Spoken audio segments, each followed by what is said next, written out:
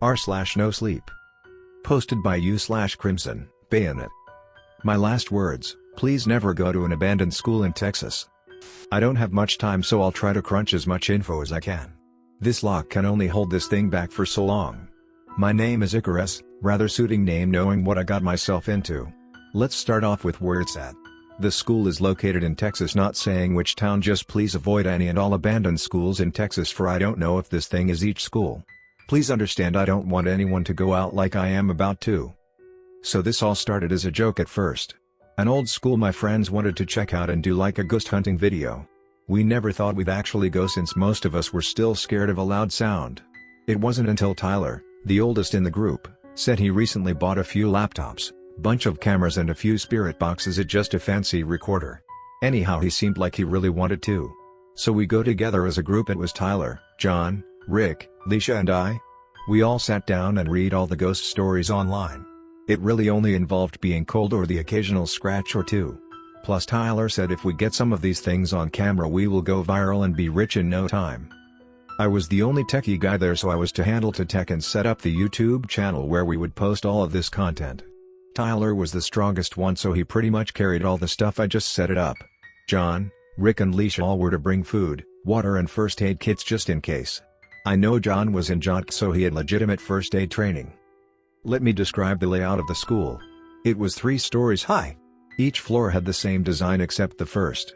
Since it had a basement and a small boiler room. The other 2 floors above had your usual about 20 rooms each and 2 sets of bathrooms on each floor. We had enough cameras to log each hallway and bathroom, but as the rumor has it, the basement and boiler room is where all the action really kicks off. One more important note why the school is haunted is because about 40 years back there was a massive school shooting here. 19 children lost their lives, this included the shooter. Now this was before big media could handle the issue, and the local government paid the families outrageous sums of money to keep Texas's top school from getting blacklisted.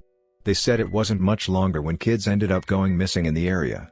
Some kids would go to the water fountain and just disappear when no one was looking. This too was covered by the school board as they went missing after school hours. The school board held a vote the next year to close the school down.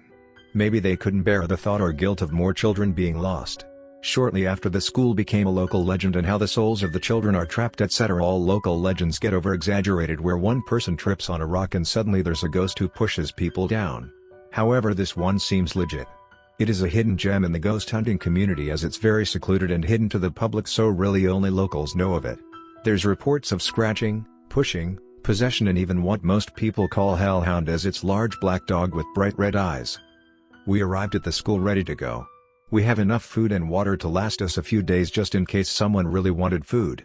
We also brought all the tech and tripods for the camera. Rick's dad had a generator that was in his shed. It was old and dusty but ran just fine, which was perfect to keep all of the equipment juiced up. I brought my mobile hotspot so we can go live on YouTube or just post it on the account once it's all done. Plus we have to keep in touch without parents.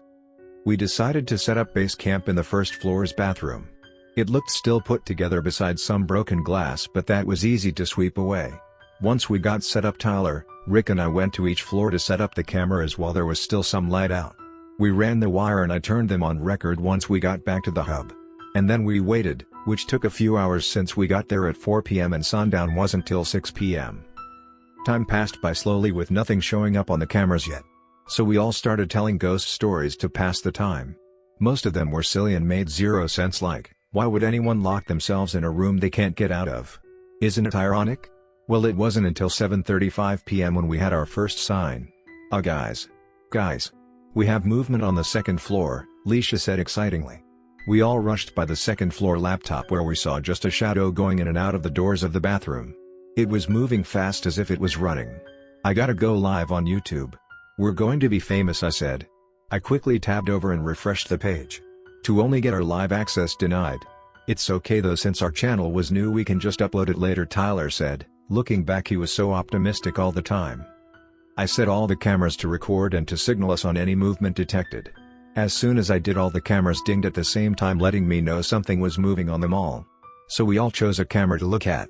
The second and third floor was firing off with tons of activity. Shadow people, orbs, random debris being tossed and doors closing and opening. It was very off-putting how it all started popping off. I got an eerie feeling, like have you ever had a sense of approaching or overwhelming dread? I started to sweat and panic. Everyone was so happy. "We're going to be famous," Rick yelled out. Leisha and John were jumping in joy, yelling stuff like "fuck yeah, make some noise. It's gold." I looked at Tyler. He was white as a ghost. He must feel it too. I decided to pull him to the side and he saw my face and how I was worried. Now this was out of character for Tyler to be scared. I've known him all my life, he's always been my protector. I was the weak nerd and he was the big, tough but lovable jock. Hell, I even came out as bi and was bullied in school. Tyler was a senior and I a junior, and Tyler didn't seem disgusted. He always was by my side. So when I know something is wrong with him, I know. Tyler. Yo big guy, snap out of it, we need to talk." I shook him, and doing so he looked down, blinked a few times, and with a straight face he said, "We need to leave." Now he rushed to the laptops and grabbed them, and the other part of the group was shocked. "Hey, what the fuck, man? We're going to be famous," said John. Tyler stared them down with anger. "You fucking idiots, I'm trying to save us, we need to leave now." "Fuck the cameras, we can come back later in the daytime." Everyone gulped and saw he was serious. Tyler and I started jogging out. I had one laptop and he had the other. We were about to make it when we heard Leisha scream. I opened my backpack and threw my laptop in it and ran back in there without a second thought. I can hear Tyler yelling at me, "Stop, they are already dead, you idiot." I don't know what got over me, but it felt as if my body was moving on its own. As if my will to save my friends outweighed my fear of death. I got to the bathroom. In front was John. At least it was just his face.